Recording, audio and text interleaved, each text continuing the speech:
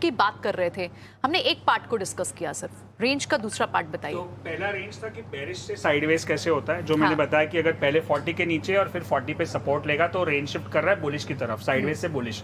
अब उल्टा भी होता है, जब मार्केट अप ट्रेंड में है तो कैसे पता चलेगा कि वो अब डाउन ट्रेंड में शिफ्ट हो रहा है। तो उसके लिए मैं आपको कुछ चार्ट्स दिखाना चाहूंगा जहां पे आपको दिखेगा कि जब RSI 60 के ऊपर होता है और उसके बाद थोड़ा नीचे आने के बाद दूसरी बार वो 60 को क्रॉस नहीं करता है। इसको जूम इन करेंगे तो हमको क्लियरली दिखेगा, जहां पे एरो है वहां पे आपको दिखेगा कि कैसे वो रेंज शिफ्ट कर रहा है कि भाई अब मैं ऊपर नहीं जाऊंगा, 60 के ऊपर नहीं जा रहा हूं, मतलब मैं अभी साइडवेज हूं या तो बेरिश हूं। तो इस सिचुएशन में मुझे क्या करना चाहिए? मेरे पास 2-3 रास्ते हैं। एक तो मेरी जो लॉन्ग पोजीशन है वो मैं निकाल सकता हूं यहाँ पे, दूसरा है कि मैं यहाँ पे शॉर्ट कर सकता हूँ, तीसरा है कि मैं यहाँ पे कॉल बेच सकता हूँ, राइट। और एक एक करके फिर से बोलेंगे विशाल। Yes for simplicity. चल, तो ये 60 पे जहां पे एरो मार्क किया गया है वहां पे बता रहा है कि भाई अब मैं अप ट्रेंड खत्म हो गया मेरा, अभी मैं डाउन ट्रेंड की तरफ जा रहा हूं। तो एक हो गया कि मेरे पास जो एग्जिस्टिंग पोजीशन होगी, लॉन्ग होगी या कैश में होगी या फ्यूचर में होगी, तो मैं उसको एग्जिट कर सकता हूं। ठीक है। दूसरा है कि अब मुझे लग रहा है कि नीचे जा रहा है, अब ऊपर छोटा सा स्टॉप लॉस लगा के मैं शॉर्ट भी कर सकता हूं, नया ट्रेड ले लेते हैं, नया ट्रेड ले सकते हैं। ठीक है। और तीसरा है कि अगर ये रेजिस्टेंस का काम करेगा, भले यहाँ से थोड़ा साइडवेज चला जाए लेकिन ऊपर नहीं जाएगा,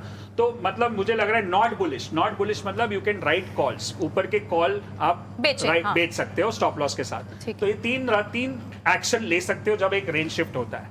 और कितना सिंपल है, यहाँ पे आप चार्ट देखोगे कि एक कैंडलस्टिक चार्ट है, नीचे RSI इंडिकेटर है और एक सिंपल मूविंग एवरेज है। चार्ट को कॉम्प्लिकेट नहीं करना है, ज्यादा टूल्स यूज नहीं करना है, सिंपल रखना है। तो दैट मीन्स अगर हम बैंक ऑफ बड़ौदा को चलिए आपने ले लिया, बैंक ऑफ बड़ौदा में आपने कहा कि ये 3 सिचुएशन में, पहली सिचुएशन आप अपने ट्रेड से एग्जिट कर लें, आप जो कैपिटल बनाया वो भी तो पैसा अर्नड है और नया कुछ मत करें। शॉर्ट टर्म का ट्रेड दूसरा आप ले लें और तीसरा उसी के आसपास की स्ट्राइक की कोई कॉल बेच दें या फिर ऊपर के कॉल बेच दें। जो हाई बना है उसके 1-2 स्ट्राइक प्राइस ऊपर OTM होगा, वो उसका कॉल। यहाँ ना बहुत कंफ्यूजन होती है लोगों को एक्चुअली, लेकिन ये बहुत वास्ट सब्जेक्ट है, पता नहीं हम इसे कितना कवर कर पाएंगे। ऑप्शन की ऊपर की कॉल बेचे या नीचे की पुट को खरीद ले। परफेक्ट। तो चलिए आप उसके ऊपर 2 मिनट बात कर ले।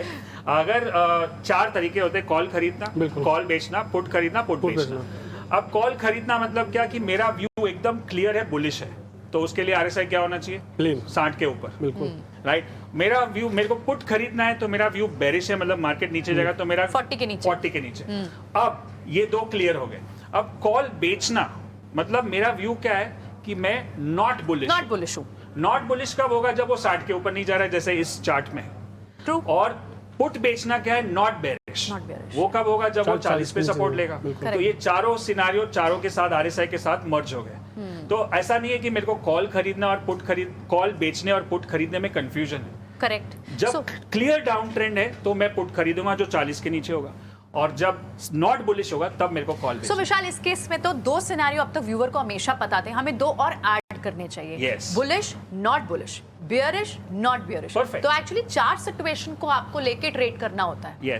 Right, perfect. जिस तरीके से आपने बताया बैंक ऑफ बड़ौदा में रिवर्सल हो रहा है, क्या इस समय हम स्टॉप लॉस का इस्तेमाल कर सकते हैं? स्टॉप लॉस जो अक्सर कई सलाह देते हैं, कई दर्शक हमारे इस्तेमाल भी करते हैं, वो जानना भी चाहते हैं, क्या इस समय जब रिवर्सल हो रहा हो क्या एक स्टॉप लॉस लगाना बेहतर तरीका नहीं हो सकता? कोई भी ट्रेड करे आप, शॉर्ट टर्म हो या लॉन्ग टर्म हो या मीडियम टर्म हो, स्टॉप लॉस के बिना नहीं होना चाहिए, क्योंकि एज अ ट्रेडर इन्वेस्टर आपके कंट्रोल में 2 ही चीज है, आपकी एंट्री और आपका स्टॉप लॉस।